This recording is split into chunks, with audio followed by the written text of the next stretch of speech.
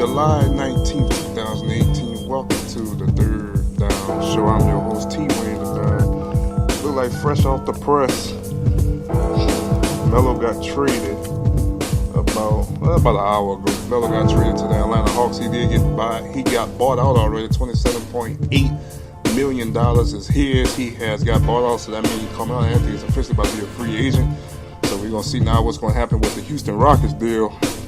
See if they still going to make a push for him, or the Miami Heat. Remember, they said Miami Heat was thinking about going after Melo as well, but I think Houston going to finally get their man to replace Trevor Ariza, who they lost to the Phoenix Suns this offseason this year. But we're going to talk a little bit about him in a little bit, talk about Manny Machado, him getting traded to the Los Angeles Dodgers, talk about the Kawhi Leonard trade, talk a little bit about some other things I got planned today. Talk a little about our divisions, the AFC North, Pittsburgh Steelers, Baltimore Ravens, Cincinnati Bengals, and the Cleveland Browns. That is on the New Orleans Saints schedule this season. A little bit about them. Also got a little bit of Brandon Cooks got paid this past week $80 million for 5 years. Is Brandon Cooks worth $80 million? A lot of my Twitter fans said no.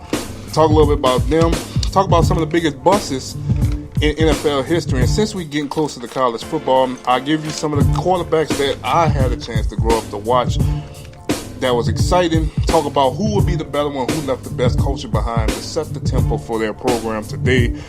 And some of these guys' names are Michael Vick, Vince Young, RG3, Deshaun Watson, Cam Newton. We'll talk a little bit about their careers and what they did and left a mark on the college football game. So on the jump, let's talk a little bit about Manny Machado. Manny Machado was traded on yesterday afternoon. To the Los Angeles Dodgers. I was about to say Brooklyn. Traded. He had 5 prospects was going to the Baltimore Orioles. Look, before I finish this, the last about 72 hours of sports has been ridiculous. And just between Machado going to LA, DeMar DeRozan and the Kawhi Leonard trade. Now you got Carmelo getting bought out. The All-Star game was pretty legit. I mean, I think this probably had to be the more exciting weeks they have had in a long time. So once again, let's talk about Machado. Machado was traded for 5 young prospects. He got going to a team that's in the first place in the NL West. They're about a half game over the Arizona Diamondbacks. I kind of like what this move is potentially doing for the Dodgers. For the fact of the matter is, last year they came up just that close from winning the World Series, and this year they trying to leave no doubt with the guys they have on the roster. Remember, they got Matt Kemp back, who haven't been too relevant the last couple of seasons. Now he's a 3-time All-Star. He's playing well for the Los Angeles Dodgers. Now you add Manny Machado. You have Justin Turner. You have Corey Seager, Cody Bellinger, and you have still Kershaw and them boys and everybody like that. So they have a lot of talent. And right now they're chasing the Cubs because the Cubs is the best team in the NL right now as we speak. Like I said, they only got a half game over the Arizona Diamondbacks, who's right behind them. So I think now when you think about baseball, there's different type of quarters in baseball. There's a first quarter, there's a first and a half quarter, there's a second quarter, second and a half quarter, there's a third and a half quarter, and there's a halftime after the third quarter. Then from here is all downhill, trying to make pushes to get into the playoffs. Who's going to get the wild card spots? Who's going to get the buys and everything like that? And it's a momentum sport. And I think what the Dodgers are trying to do is trying to leave no doubt that we can take the NL, and once we get to the championship game, we're not going to go 7 games with nobody.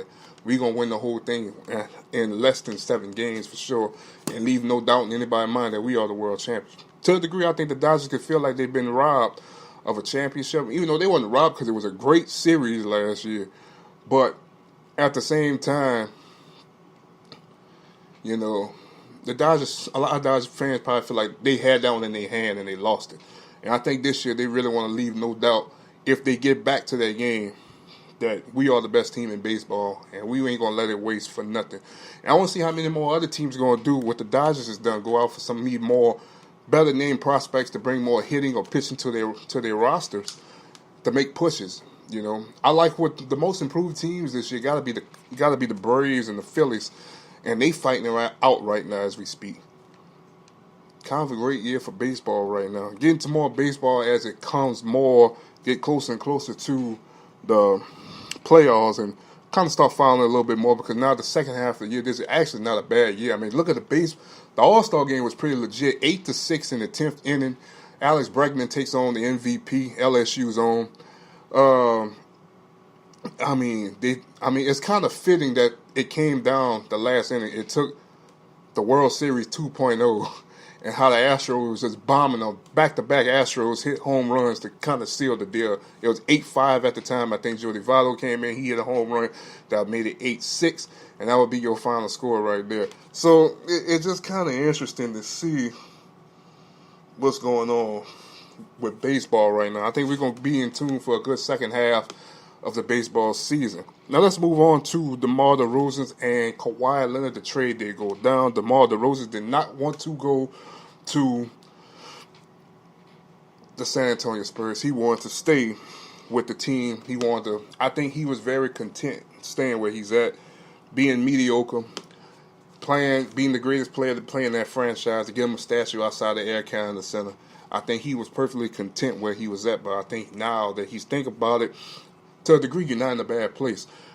I like how Twitter was reacting to the trade and saying how, in so many words, that the Raptors lost this trade, or what a bad move by the Raptors. Actually, to a degree, it's not as bad as what you think, guys, because for the fact of the matter is, let's look at what this trade have right now. First thing first, you move a mega contract off the books.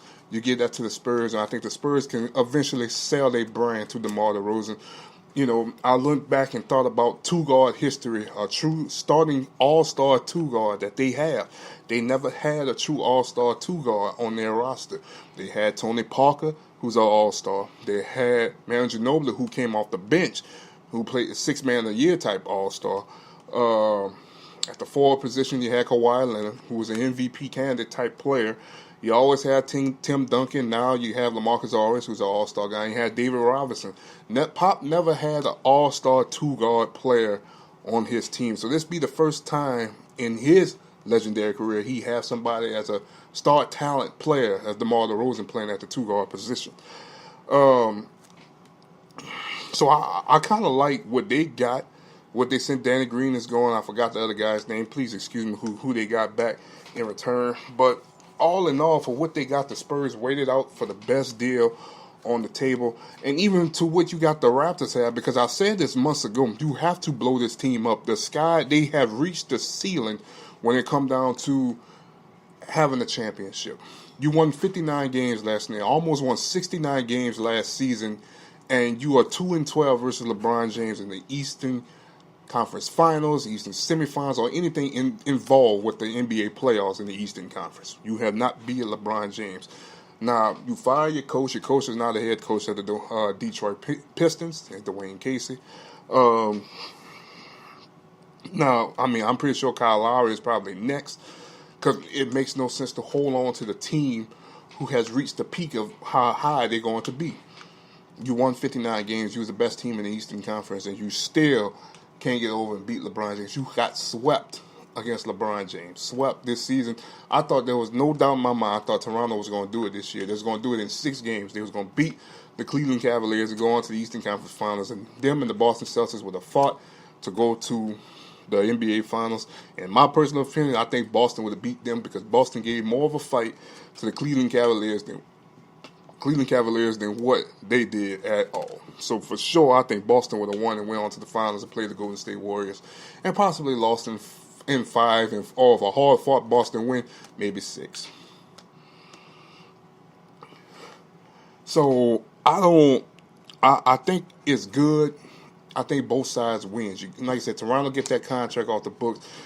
Then the Spurs don't hold on to Kawhi Leonard and don't get nothing from it. Once again, let's look at teams that have been making trades. Oklahoma City made a trade with Paul George, and they got something out of Paul George, and Paul George re-signed with the Thunder. So it was kind of a risky move for the Thunder to take Paul George in the last year of his contract, but it was worth enough for him to re-sign with the Oklahoma City Thunder. And they look what they got back in Sabonis and Victor Oladipo, most improved player of the year. He was also first team all defense this year. He stepped up in a major way and also as an all-star. He stepped up big time for his franchise now. Go back to the other side, you see, and you could say where it can hurt, because what if San Antonio would have held on to Kawhi Leonard and he left and almost did what Oklahoma City got with Kevin Durant? Didn't hold on long enough. So you got to think about it from those perspectives. It was a good move. They got what they wanted. No, it wasn't a Laker move, because the Lakers wasn't giving up too much what the Spurs wanted to keep them contending in the Western Conference. They said the Philadelphia 76ers had to give up either Ben Simmons or Joel Embiid to get Kawhi Leonard. They wasn't going for it. They wanted to keep their core, which I understand. So once again, you move a roster, you move roster spots. Now it's like a different roster with the Spurs starting lineup. I kind of like what they got. Paul Gasol starting at center, LaMarcus Aldridge as your forward, DeMar DeRozan as your two guard. I'm sorry, your small forward be Rudy Gay, and Dejounte Murray would be your starting point guard, with Patty Mills, Dante Cunningham, Ginobili, and Bellinelli all coming off the bench, and a few other names coming off the bench. That's at least screamed to me 49 wins or 50, 51, 52 wins or better, as long as they stay healthy. I think with Pop, you can find this team at least being a top 5 team again in the Western Conference next season. I think DeMar DeRozan, once he buy in to being a Spur and really taking it to the next level, he could possibly be one of the great Spurs when his career is over. I think Popovich is going to make him a better player in this system. He's just got to be willing to learn and accept it. Now, as far as Kawhi Leonard goes, in a certain way, I think Kawhi Leonard's going to go over there. I think he might, because some reports said he's not interested, and some other reports said that he's warming to the idea of the Toronto Raptors. I personally think it's kind of a good spot for him to potentially think about. But even if he leaves, a lot of people on Twitter was thinking, all right, well, the Lakers, we ready for next year's all season. We're ready for the Celtics, the Lakers, the 76ers. But in my opinion, what about the Chicago Bulls? What about the New York Knicks? What about the Miami Heat? Trying to attract this young man to come over there, especially the Knicks and what the Knicks are starting to build and become.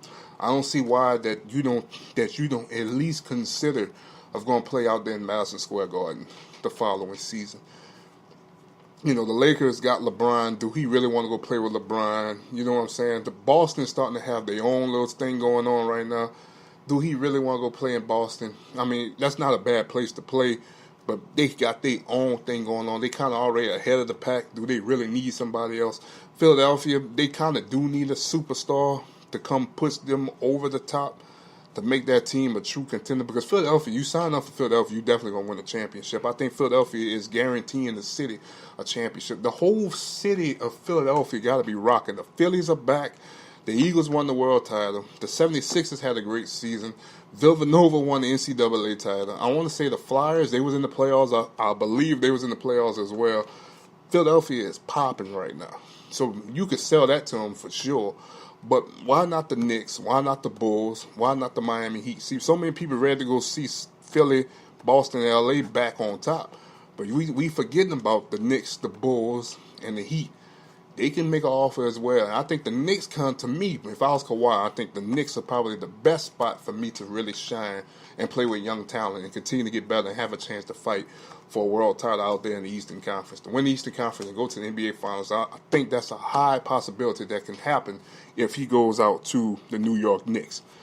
Wait and see on that one.